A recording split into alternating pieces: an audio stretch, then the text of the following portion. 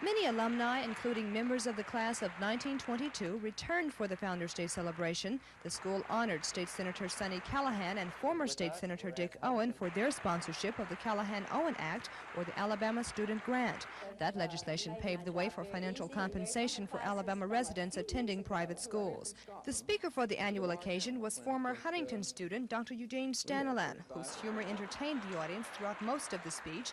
But when he spoke about his alma mater, Dr. Stanilan, a former economics and finance professor at Auburn University, says the small liberal arts college can prepare students for larger institutions. He says the small faculty-student environment provides such an opportunity for students furthering their careers.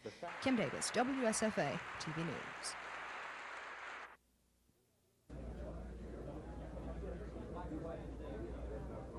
Can I have your attention, please?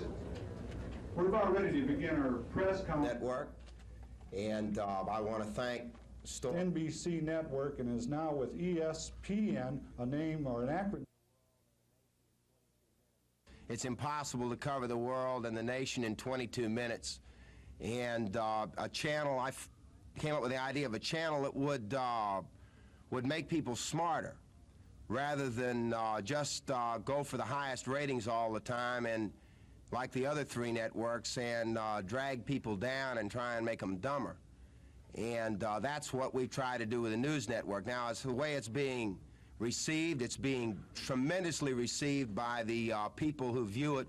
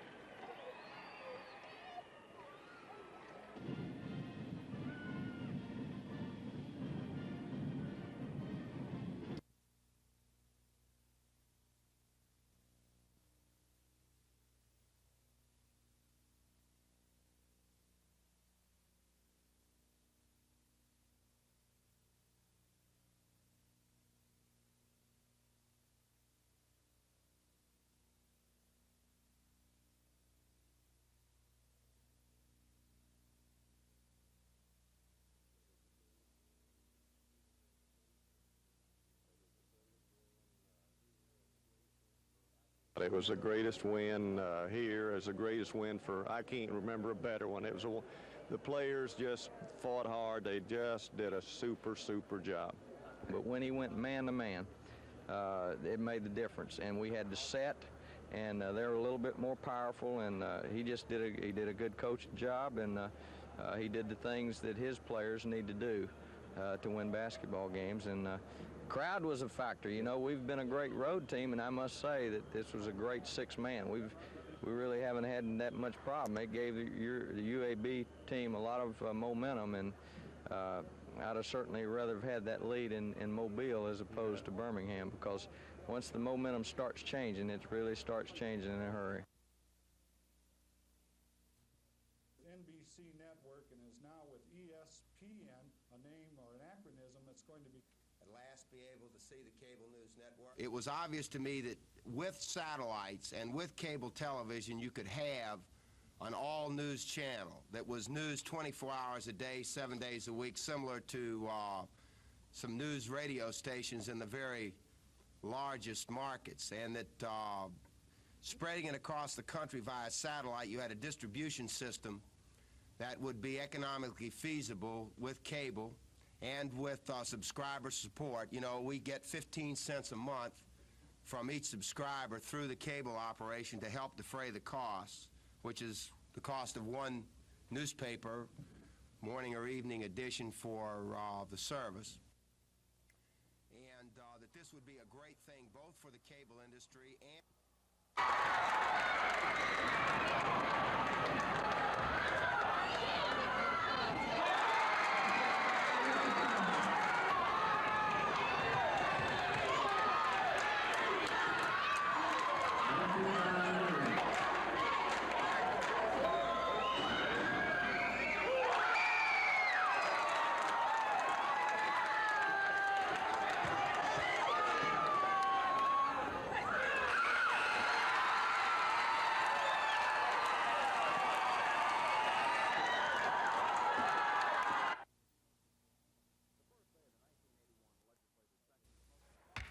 The first day of the 1981 legislative session is mostly formality. At noon, both the Speaker of the House and the President of the Senate gavelled in their respective houses into session.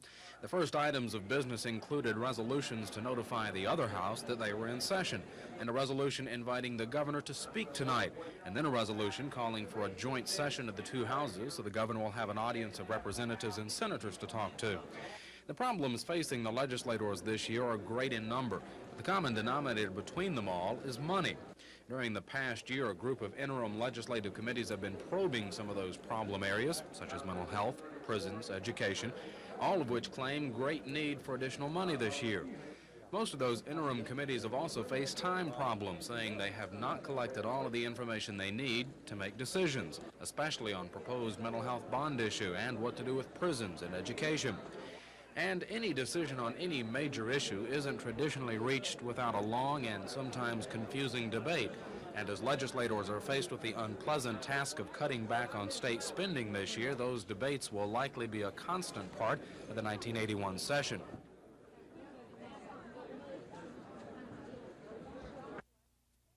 For these three residents of the Sherwood apartment complex, paying their utility bills is impossible. Evelyn Times owes a total of $257.47. Linda Steele owes $305.95, and Marcia McClinton $312.29. They say they're not alone. Almost everyone living in the complex has bills just as high. I have my bill $257.45, and they won't let me deduct, the $60 that I had already put forward. So that means I'm going to have to pay $257.45 plus $75 deposit, and I just don't make that kind of money. Residents here say they don't know what they're going to do. They can't pay their high bills, and the way it looks now, they'll never be able to. Alabama Power Company spokesman Chris Conway says one reason their bills are so high is that many of these complexes have very poor insulation. Another reason, he says, is that many of the residents don't understand how to operate their thermostats. But he says the company will work with anyone on an individual basis to try and find a way to pay the bills. Gina Gregory, WSFA TV News. My family and my wife and some others who can and have said no. The state federal care of everything that the state must allow. There are those who, in their rhetoric to get elected, have sounded as if they wanted to, quote, put God back in the schools, end quote, as if you could ever put God anywhere or take him anywhere, and who want to find ways to fund private and parochial schools with tax dollars. Now, those are the changes proposed. The reason I'm hopeful is that every time the American people in any referendum had had an opportunity to vote on spending public dollars for private and parochial schools, they've turned it down overwhelmingly in state after state after state.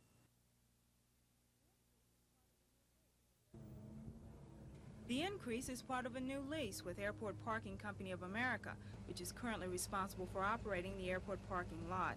Airport Director Ken Muse says the 20% increase is needed to offset declining revenues due to higher airline prices and a subsequent decline in passengers. On the subject of fewer passengers, Muse says the month of January was the worst since 1973 in the number of passengers leaving Danley Field. He says January's figure is almost 4,000 less than a year ago and almost 5,000 less than 1979. In other authority business, Muse says Pinehurst Airlines has indefinitely delayed providing air service in this area. Pinehurst had originally planned to begin service here March 1st, but the airline is now having problems getting equipment and is still before the Civil Aeronautics Board trying to get some last-minute details worked out.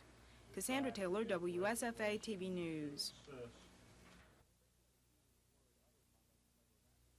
The most frequently used word uttered by legislators after the speech is ambitious, apparently indicating that many legislators think the governor had some ideas that, although good, might not get the legislature's approval. Lieutenant Governor George McMillan was one of those who used the word ambitious. McMillan, although not saying it in so many words, predicted difficulty in finding sponsors in the Senate who would support unearmarking. Last year, the governor could not get anyone in either the House or the Senate to even introduce the proposal to unearmark all state funds.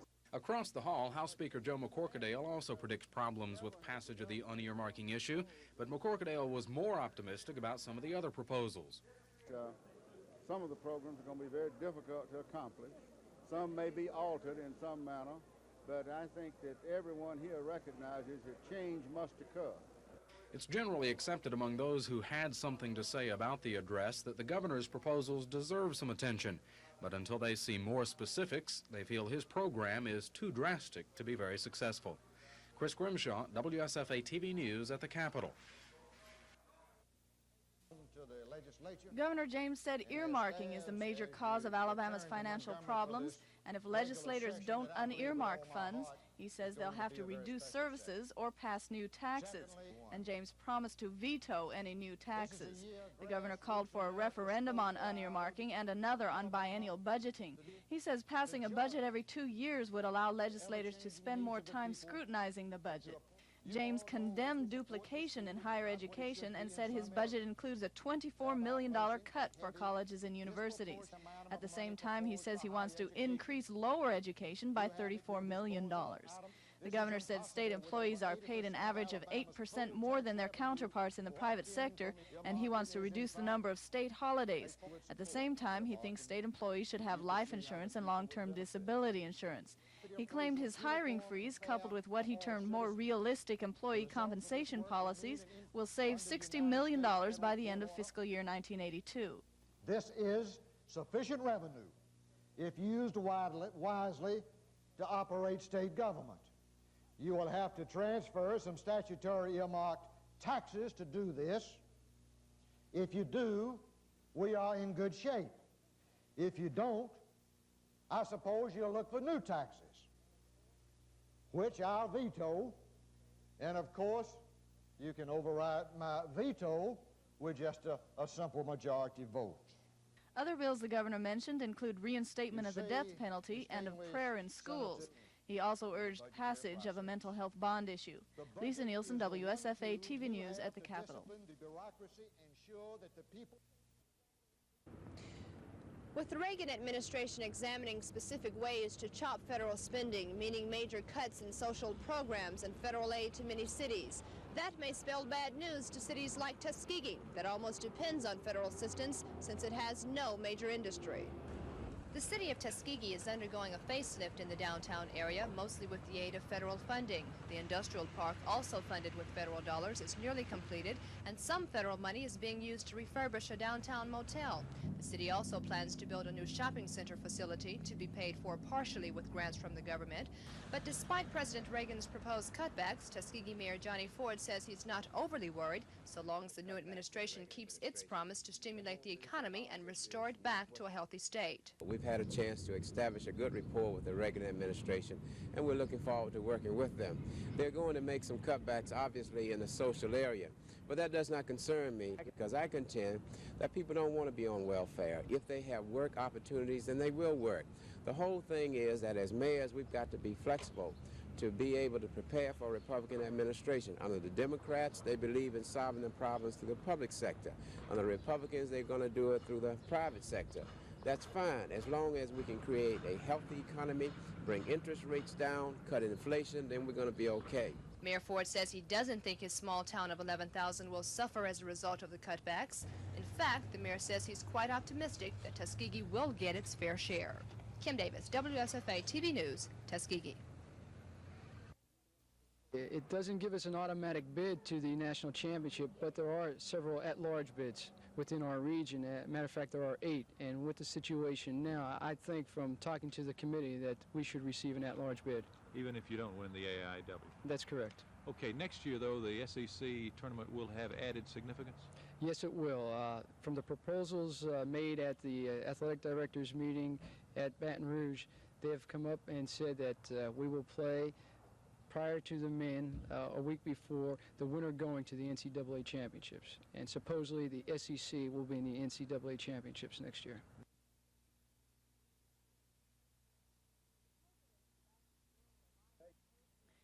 The president of the Baptist World Alliance urged legislators to start the session with more sophistication and tolerance of others.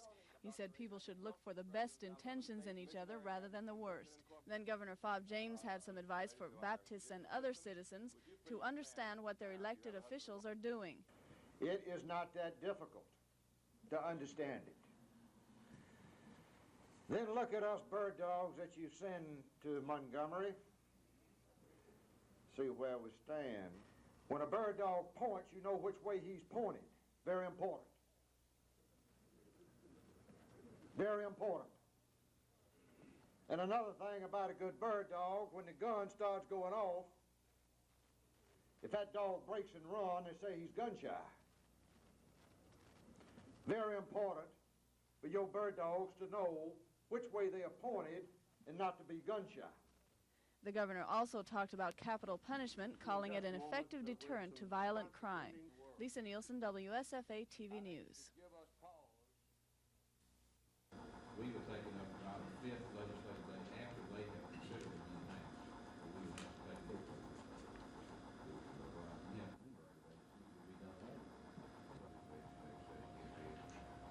take it.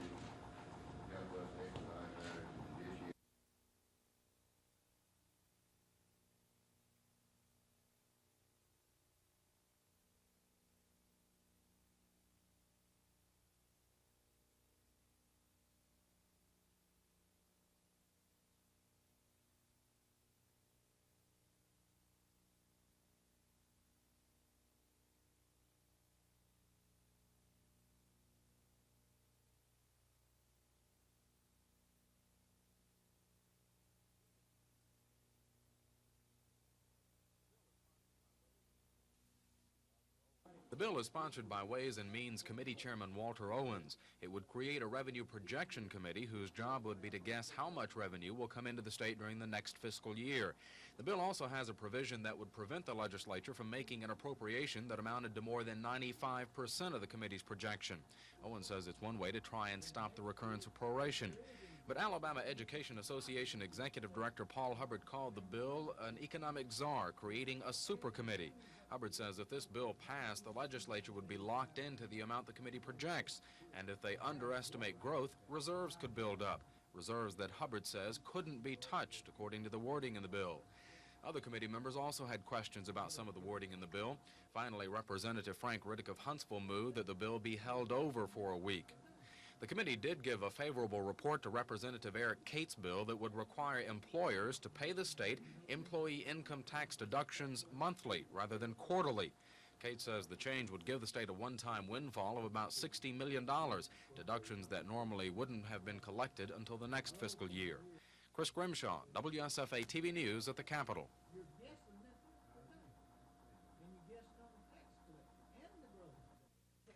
Deputy District Attorney Ellen Brooks says getting the victim to testify is often the hardest part of a sexual offense case. The victim must relate his or her story through a preliminary hearing and a grand jury hearing, even before the case goes to trial. To prove the case to the jury, under the law, we have to prove certain things occurred, and we must ask very specific questions, and very specific answers have to be given. Brooks says once in trial, it's often the victim's word against that of the accused offender. She may be willing to testify, but may be unable to block out some of those things. We've had cases where the women just simply couldn't admit what happened to them, although they knew something bad happened, especially these burglaries you may remember a year or so ago. We had some older women who were burglarized. Another problem is medical evidence. Sometimes a woman may say she was raped, and then the medical report doesn't support it in the degree that we would like. Brooks says it's all worth it when the victim wins the case, mainly because it keeps the crime from happening to others. A 1980 law now better defines various sexual offenses and also describes more charges. As an example, a person charged with first-degree rape can receive 10 years to life imprisonment. Jane Matheson, WSFA TV News.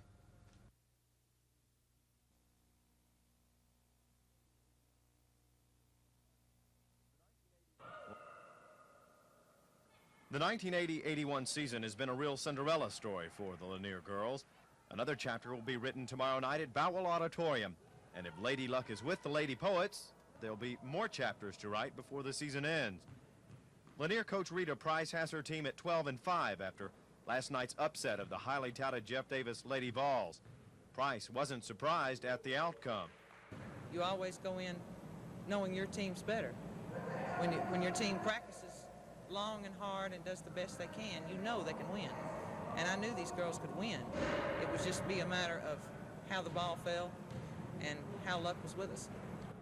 The Lady Poets pulled together as a team toward the end of the season. Early on, Lanier looked to its 6'2" center, Lysandra Jenkins, to carry the load. The basketball is a team sport, and the development of other players like Brenda Daniels, Betty Pierce, Asanqua Jackson, and Frances Farron helped put the Lady Poets in the playoffs. They'll meet Johnson High of Huntsville in the quarterfinals tomorrow night. They will do some things that are quite different from what we were preparing for Jeff Davis.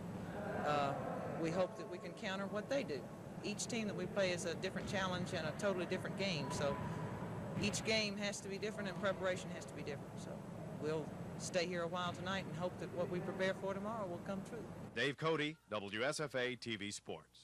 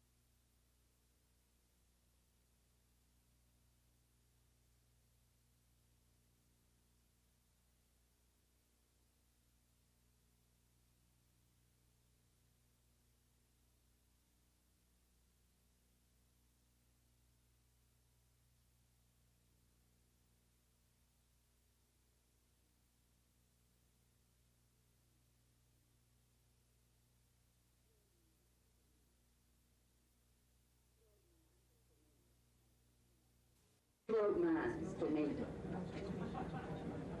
The question has come up as information regarding any go from school to school. Have to have it to get that parental release anyway. That we realize what we're saying when we suggest it, and it may be a total impossibility, but somewhere you need some kind of data. And more or less that will probably be done in the form of a legal notice in the newspaper. Because I guarantee you, if you poll these coordinators here, half of them not only don't know who they're Fire authorities returned to the gutted house on the Atlanta highway this morning to clean up the mess and determine the cause of the fire. Assistant Fire Marshal Charles Kelly says arson due to vandalism is the apparent cause of the fire. Kelly also says he's called in the Youth Aid Division on this case to help find the arsonists.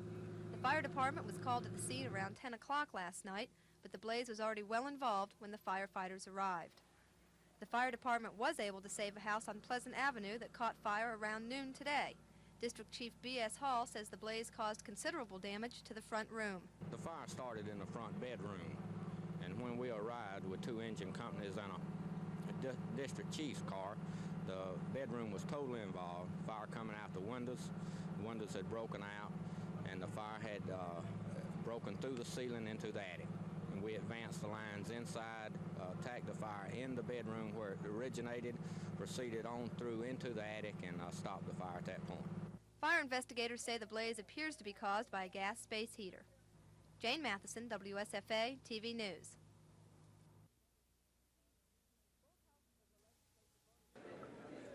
Both houses of the legislature voted to continue a news-making committee studying educational institutions. The interim committee has been critical of junior colleges and wants to be continued in order to study four-year institutions.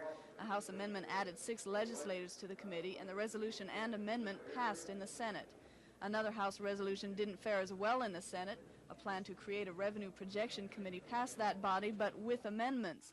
The committee was to include legislators as well as state finance, revenue, and budget officers who would predict the state's revenue growth from one year to the next.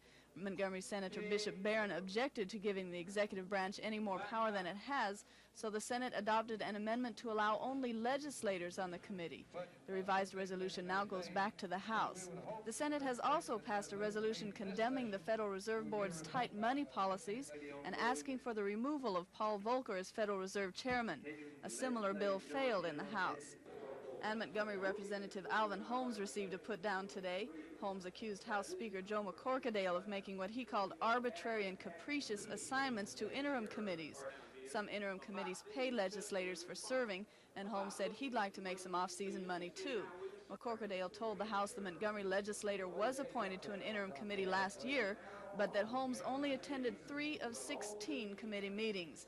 And he said that Holmes had signed up to receive pay for attending another committee's meetings, and as the Speaker put it, Holmes stayed long enough to sign his name. Lisa Nielsen, WSFA TV News at the Capitol. The majority of bills designed to accomplish the governor's legislative plan have already been introduced in the House. The bills to control higher education were introduced by Representative Lee Pegues today, as was a bill to include the Speaker of the House and Lieutenant Governor on the Board of Education, introduced by Bill Cabanis. The biennial budgeting bill was filed Tuesday by Representative Eric Cates of Greenville. Legislation to reinstate the death penalty is sponsored by House Speaker Pro Tem Rick Manley, and other legislation to toughen crime laws was introduced Tuesday by Representative John Amari. And Lee County Representative Shelby Ward is sponsoring the governor's legislation for prayer in school. The other 2 major legislative goals for the governor will be introduced in the Senate, but so far there aren't any sponsors for the governor's bill that would unearmark taxes and change state employee benefits. Governor James's Senate liaison, Bob Getty, says sponsors for these packages of bills will be announced early next week and will be introduced in the Senate next Tuesday or Thursday. Chris Grimshaw, WSFA TV News at the Capitol.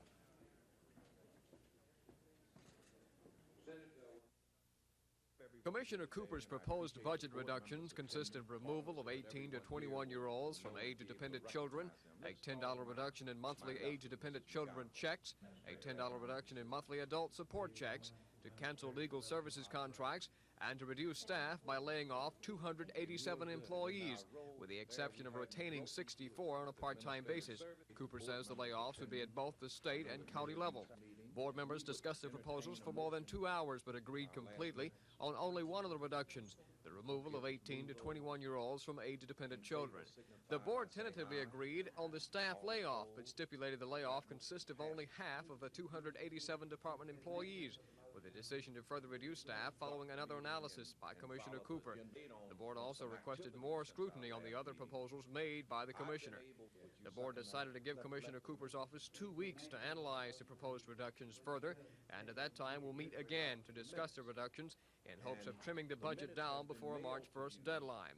Dr. Rex Rayner, Special Assistant to Governor James, represented the governor at the meeting and expressed the governor's concern over the budget cuts, which Rayner said are unfortunate but necessary if all state agencies are to live within their means. Dan Black, WSFA TV News.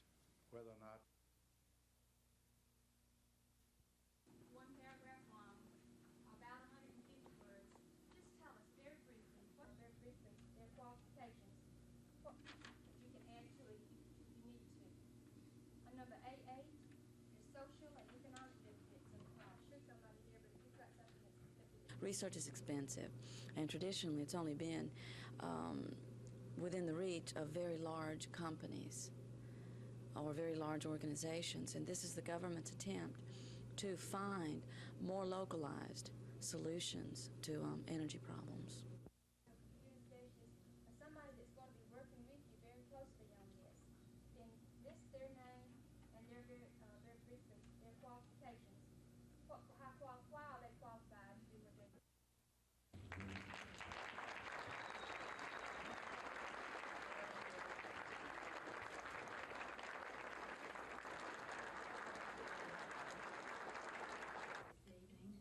have made us feel so special and so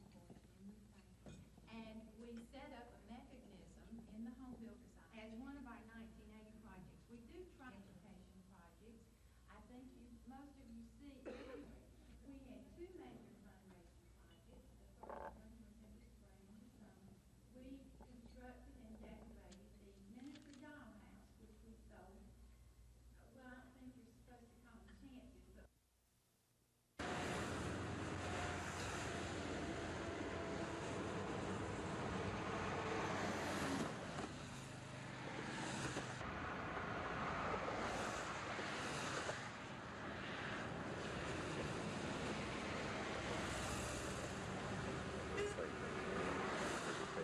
I think it has been successful beyond even what we thought it was. Not only in a reduction of heavy truck-related fatalities, but in reduction of all rural fatalities. We've had tremendous support from trucking companies, and the compliance by the truck drivers has now reached a level that I think is fairly acceptable.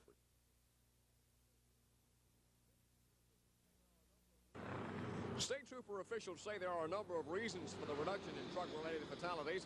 They say the most significant, though, is the Truck Accident Prevention Program, which was begun last February. I think number one is the TAP program. I think it has been successful beyond even what we thought it was.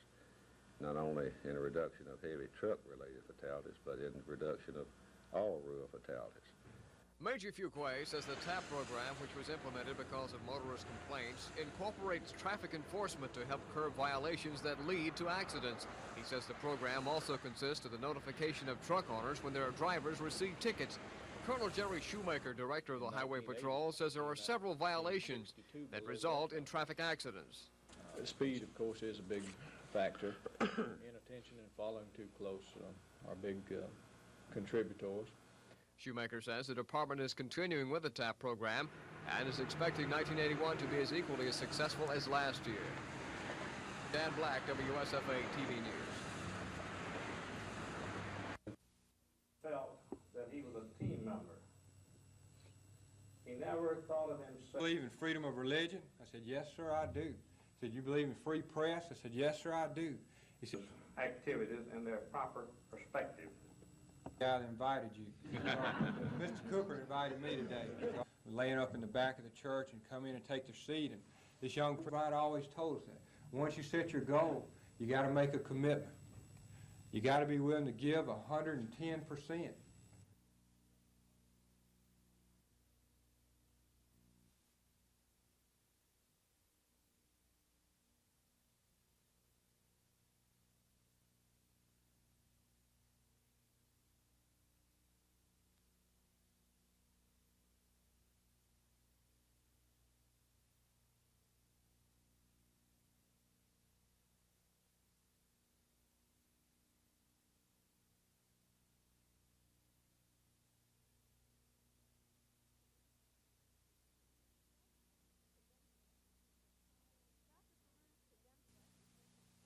Dr. Firuz Kazemzadeh received his primary and secondary education in Moscow, as well as spending a year in Iran. He says the Soviet Union is no newcomer to the Middle East and that Soviet activity in Afghanistan fits right into its historical position. Dr. Kazemzadeh goes on to say there were worldwide causes of the Iranian Revolution that were never noticed. The uprisings in Tehran, the battles in the streets between the populace and the armed forces, the departure of the Shah, the return of Khomeini from Paris, these facts are well known. What is more difficult to gauge is the causal chain, the underlying factors which produce this revolution. And Dr. Kazemzadeh says Americans received factual errors about the Iranian upheaval because American reporters were thrown into Iran without knowing the language or having dependable information sources. Jane Matheson, WSFA TV News. The parents say the foster care program needs adequate funding and workers so the foster children can be placed in permanent homes. They say social workers are required to meet with the child and family every 3 months, but say that's not the case in some areas. Spokesperson Betty Cooper says the social workers are already overloaded with responsibilities to the foster parents, prospective adoptive parents, the courts, and other agencies. She says very little time is left for foster children and their personal problems. Mrs. Cooper says without the employee layoffs, the situation is already a problem for everyone involved. but says the employee cuts would result in an emergency situation. She says many of the parents feel they can no longer continue in the program if they don't have the staff needed to back them up. A representative from the governor's office, Don Bryant, agrees that the program needs more workers. He asked the group for 2 weeks to work out a solution to their problem and suggested that they ask their local legislators to vote for unearmarking of state funds, which he says may help solve some of the program's financial problems. Cassandra Taylor, WSFA TV News. I'm Gina Gregory. Beginning Monday night, I'll give you an eye-opening look at American smokers. I'll show you who smokes and why. You'll learn about some of the common health problems facing heavy smokers, including lung cancer and heart disease. Plus, I'll give you some novel ideas on how you can kick the habit. Don't miss Consumer Watch every night this week in the 6 and 10 o'clock reports. Maybe it'll help you quit, even if you've lost out before. I'm Gina Gregory. Tonight on Consumer Watch, I'll be talking with Dr. Fred Hunker about today's American smokers. At any rate, people that smoke that much, 50 years old, 50 pack years by history, and if they have an abnormality on their chest x-ray, a nodule on their chest x-ray that's new, that's a 50-50 chance of being cancer. Find out some of the reasons why Americans smoke tonight during Consumer Watch in the 6 and 10 o'clock reports. I'm Gina Gregory. Tonight on Consumer Watch, I'll be talking with doctors about the health hazards linked to smoking. And in this area right here, you see a white shadow. You see the difference? There's nothing on this side, but this is a white shadow here. This is a cancer. And this man has died now of his cancer of the lung. He was a very heavy cigarette smoker, consuming 2 to 3 packs a day for over 20 years. Find out what smoking does to your body tonight in Consumer Watch in the 6 and 10 o'clock reports. I'm Gina Gregory. Tonight in Consumer Watch, I'll talk with doctors about pregnant women who smoke. We know that it's dangerous if you're pregnant and you smoke. Maybe the scare tactics are the thing to do. It seems like that's something that shouldn't be so hard to do if you want to make sure that your baby was going to be in good health. I would really recommend it. Find out why pregnant women should not smoke tonight during Consumer Watch in the 6 and 10 o'clock reports. Do you smoke? Do you want to quit? I'm Gina Gregory. Tonight on Consumer Watch, I'll talk with experts who can tell you how. One of my tricks is to cut carrots and celery sticks and peppermint sticks, and they always have them with them so they can substitute for it. And I say that after a week or two, they'll begin to feel so much better that you can use that to substitute for the pleasure of the cigarettes. Stop smoking tonight during Consumer Watch in the 6 and 10 o'clock reports. I'm Gina Gregory. Tonight on Consumer Watch, I'll be talking with you about smoking.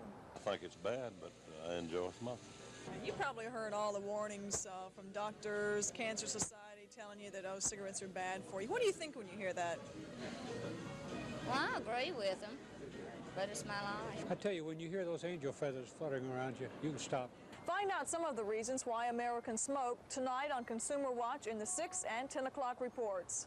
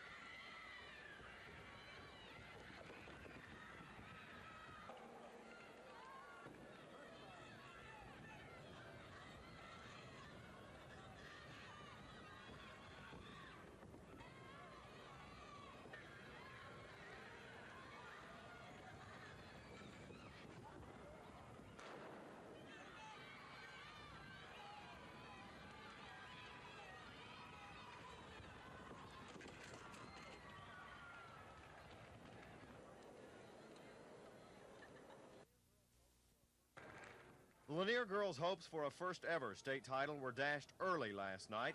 Perhaps it was all the excitement generated by their first playoff berth in 4 years. In any case, the Lady Poets appeared nervous at the outset, and the Lady Jaguars from Huntsville turned the Lanier girls' mistakes into a big lead early on. The Lady Poets never recovered. The lone bright spot for Lanier was Lysandra Jenkins, nicknamed Boo by her teammates. Boo scored 25 of the Lady Poets' 36 points in the game. She had 15 of Lanier's 19 points at the half. After the game, Lanier coach Rita Price praised Jenkins, who had made her last appearance in a Lady Poet uniform, a good one. She held the ball club together tonight. We had no idea that we would have such a height differential. If it wasn't for her, I don't know what we would have done. I think we lost to a superior ball club tonight, but there are only 8 teams in this as far as the 4A competition, and I think we've done well to get this far. I'm very proud of the girls. I'm proud of everybody that supported us and all the enthusiasm that we've had from the people in Montgomery, and I hope we can come back again next year.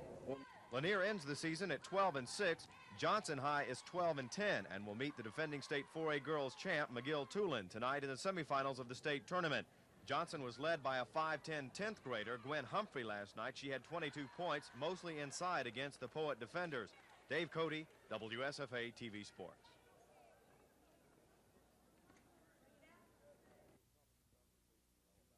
The main topic of conversation in Alabama this past week was money. Public Service Commission President Billy Joe Camp, at his first monthly PSC meeting, proposed a settlement be negotiated with Alabama Power on 2 disputed rate hikes. One of the proposed increases is from 1979, the other from this past June.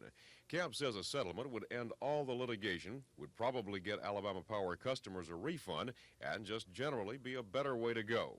Alabama Power has indicated it's willing to talk about it. South Central Bell was talking money this week, too. It asked the PSC for a $146.8 million rate hike, the most it's ever sought. If approved, the rate hike would increase the average residential phone bill by more than $7 a month. South Central Bell says it needs the money to offset the impact of inflation. The cost of parking jumped this week at Danley Field. The airport authority okayed raising the rates there by 20%. This price hike is because fewer people have been parking, because fewer people have been flying, because it costs more to fly. While many cities are worrying about losing federal money, Tuskegee is apparently not. Mayor Johnny Ford says the facelift of downtown Tuskegee is getting close to completion, adding that he's not overly worried. Mayor Ford says he doesn't think Tuskegee will suffer from the Reagan administration's planned cutbacks in federal spending. Much of the work in Tuskegee is being paid for with federal dollars. The money outlook at the state's Pensions and Security Department, on the other hand, is totally bleak. The department is having to live with a $5 million budget after losing another $6 million in conditional funds.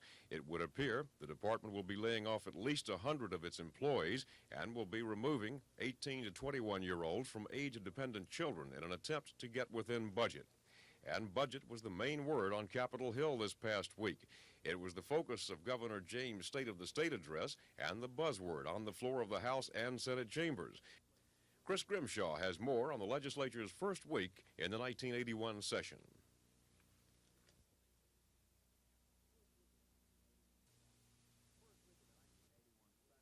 The first week of the 1981 session began with the 2 houses gaveling in at noon on Tuesday. There were a flurry of bill introductions, some 200 in each chamber, but there was little debate on anything else since the legislative process requires committee work and second readings, which would prevent any bill from coming under consideration until next week. The opening of the session at noon Tuesday was only the setting of the scene for the governor's State of the State address Tuesday night. In what has been described as an ambitious speech, the governor proposed a package of bills that he says will bring the state into financial stability. His proposed bills include measures to unearmark all taxes, change the retirement and benefits for state employees, and reduce the number of state holidays. But as of the week's end, the administration hadn't announced who would sponsor these volatile bills in the Senate. A slew of other bills in the governor's package have been introduced in the House, among them the death penalty bill. voluntary prayer in school, biennial education, a strengthened Commission on Higher Education, and crime legislation. Among the bills reported out of committee on Wednesday are some that would give cities and counties home rule over liquor licenses and the sale of liquor. They would also raise the legal drinking age, put the State Ethics Commission on the edge of termination, exempt military retirement pay from taxation, exempt gasohol from taxation, and get the state out of the business of handling ad valorem tax assessments and collections. By the end of the week, 351 bills had been introduced in the House, 243 in the Senate. Next Tuesday, the House and Senate will have their first opportunity to act on some of the bills that were given favorable reports from the various committees on Thursday. Chris Grimshaw, WSFA TV News at the Capitol. American Soybean Association President Frank Ray says he feels President Ronald Reagan has control of the export situation and that the ASA is hopeful the embargo will be lifted. We were told that this country is going to be put back on the right track.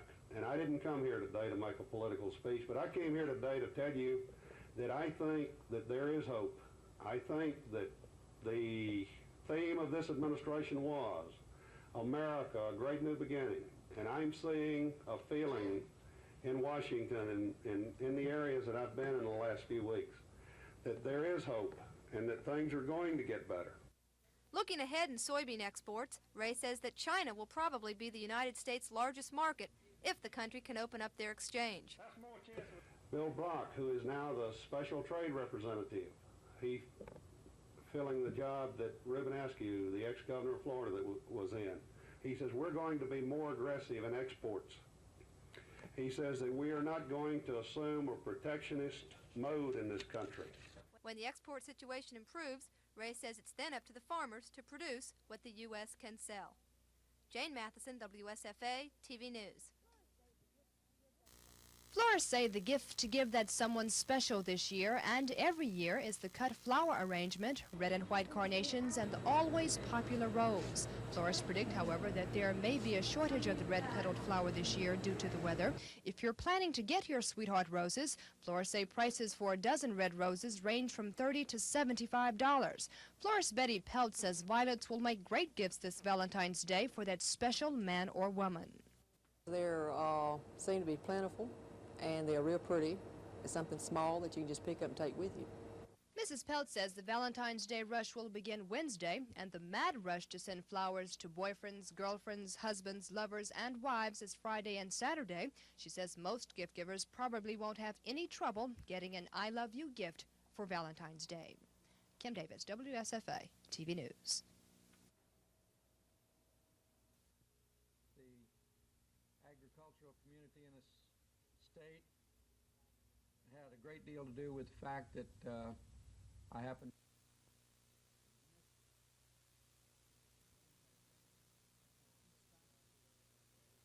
was to get out there like my daddy had been, raised on a farm.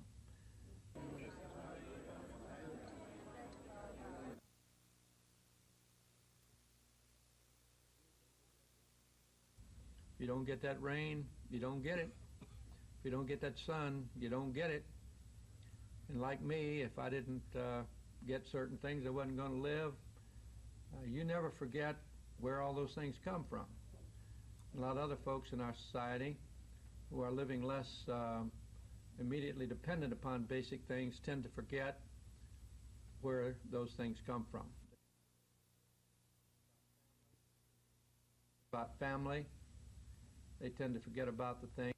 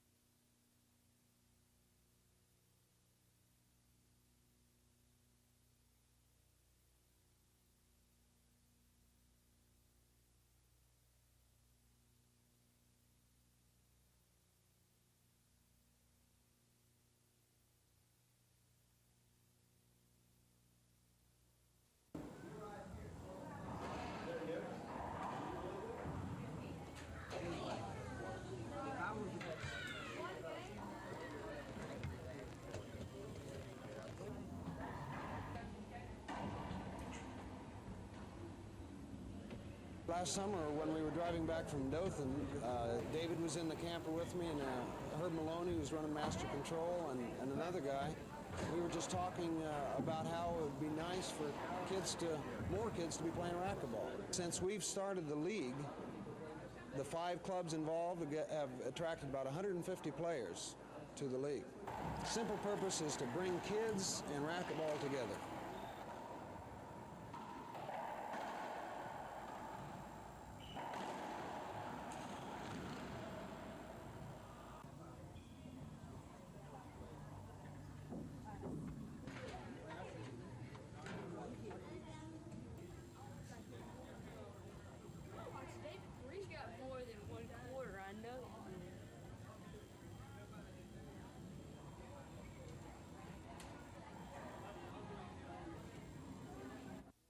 I attended 4 meetings out of the 16 junior college meetings. I was paid for 4 meetings.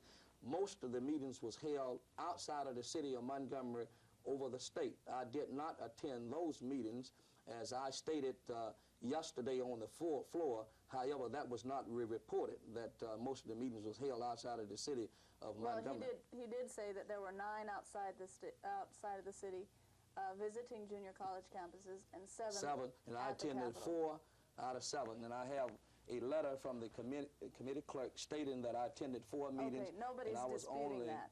Nobody is disputing that, and nobody has said that you got paid for more than 4. Okay, well, I just want to set the record straight. Okay. I was paid for 4 for attending the interim committee. Now, on the Constitutional Elections Committee, what happened is the committee, you were not a member of the interim committee itself, but they were holding public hearings on in a the House chamber. And so many legislators were interested in it that they said, go ahead and sign up, and you may get paid for them. Right. Okay, there were 7 of those meetings, of those public hearings. Well, it was more than that. I don't know how many it was. There were 7. Yeah, Nobody got paid for more than 7. Oh, it was 7. How many did you attend? I attended 5 and was paid for 5, which made it a total of 9 committee days that I was paid for, which came to a total of $585. Okay. At $65 per meeting for 9 comes to a total okay, but of 5. separating those 2 committees. Now back to the Constitutions Committee. Yeah. According to the Comptroller's Office records, I have a copy of here. This is for that committee, Special Committee on Constitution. And here's your name right here. And you got paid a total of $390, which amounts to 6 meetings rather than 5. On the Constitutional Committee? Right, and I also saw lists in the Speaker's office, 6 of them, where you had initialed beside your name as having attended those. Well, and yet you say you only attended 5. Well, the only, I probably attended, I don't know exactly how many I attended. This shows that you showed up for 6 of those meetings. Okay, 6 meetings and for the I saw your name, I saw your initials 6 times on 6 different sheets as having attended those hearings. Right. Is that correct? Yes. How many of those did you walk in, sign up, and walk out the other door? Well, no, I'm not. I think it's, and let me say this, I think it's unfair for you to ask a question of that kind, of trying to insinuate that I came in and stayed for a short period of time. You know, of course, of course, in the news, you can ask a question and to make it appear any kind of way you want to, you know.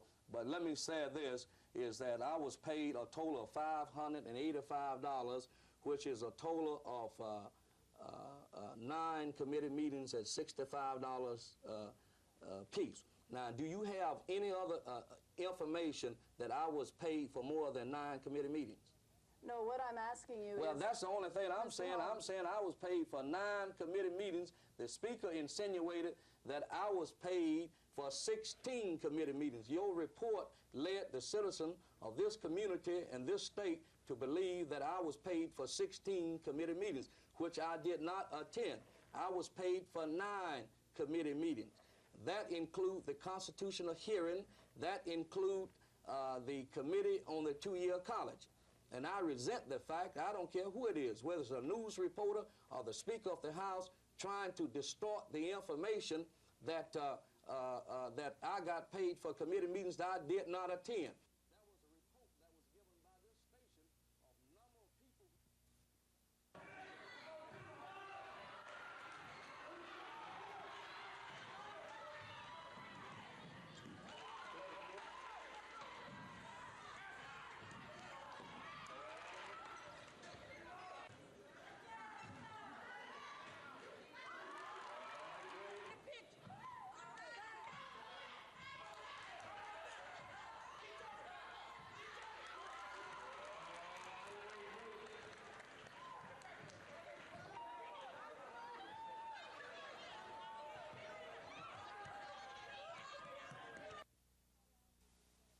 How long did you stay at those constitutional hearings?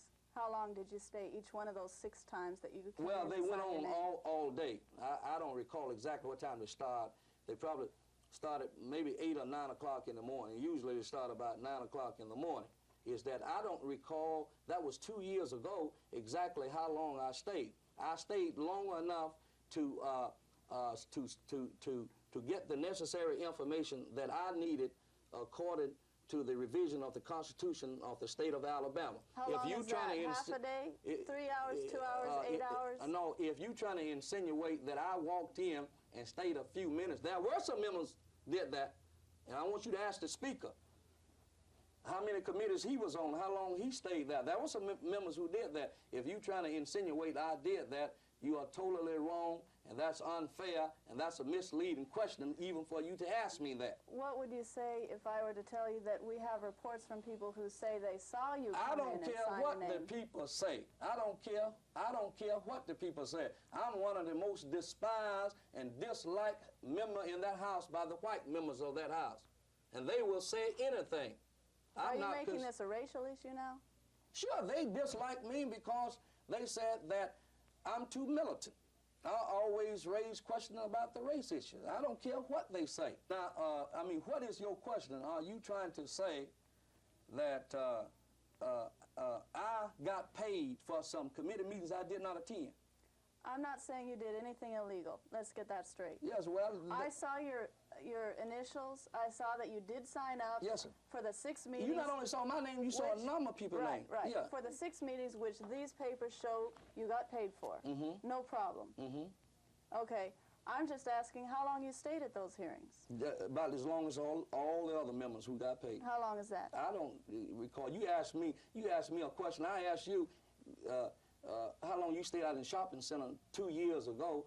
I would assume I stayed there 3/4 of the time the committee hearings went on per day. What I don't understand is how you can know you got all the information you need. How do you know something's not going to come up in the other half of the day? That's because of my ability to determine that. Oh, I see. Okay. How much, it takes some people a little longer to catch on than others. Oh, but you're one of the quicker ones. Yeah, I am. I think I'm smart. I think I'm extremely smart. Okay. Yes, but I want to say that that if anyone insinuating that I attended or I got paid for some committee meetings that I did not attend, you're not insinuating that, are you? I didn't say that at all. Yes. Well, does your research shows that I got paid for any committee meetings I didn't attend? No. Well, I want you to state that. That's what I want you to state. That Mr. Representative Holmes did not get paid for any committee meetings he didn't attend. And I hope he put the camera on this. Here's a statement from Mrs. Dale McRae, who is the secretary of the committee. It says there, Representative Holmes did not get paid for any committee meetings he did not attend. Okay, this That's is what for I junior want y'all to colleges. explain to the people in the city of Montgomery. Representative Holmes, no matter how many times you try to put words in my mouth, I'm going to tell you, I'm not accusing you of getting paid for not showing up at the meetings. I'm only asking you how long you stayed at the constitutional hearings. Well, I answered that by 3/4. Every day, probably about 3/4. One day I stayed all day. Now you asked me what day was that, Monday or Okay, Tuesday? so now your memory is getting clearer. No, I You stayed. said you didn't know. Now you're saying 3/4, or No, is I that already stated that. I said about 3/4 of the time each day is met. Okay. But I can't give you the exact time. That's unfair for you to even ask me that. But I do want the Speaker of the House to make it his record public. Tell me this. Was there ever any time when you walked in and signed your name and walked out again without staying longer than, oh, give it an hour even? No, and that's unfair for you even ask me that. It's not unfair, I'm asking. No. Now I want you to...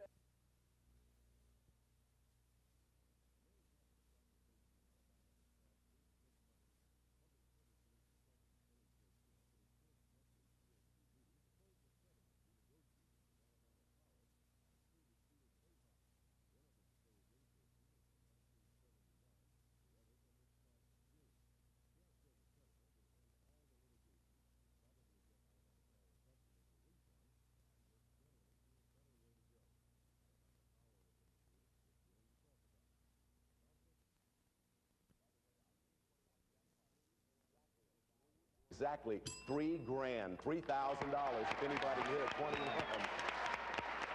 Okay, we're in the middle of a match, so we won't show the next card. And here's the next.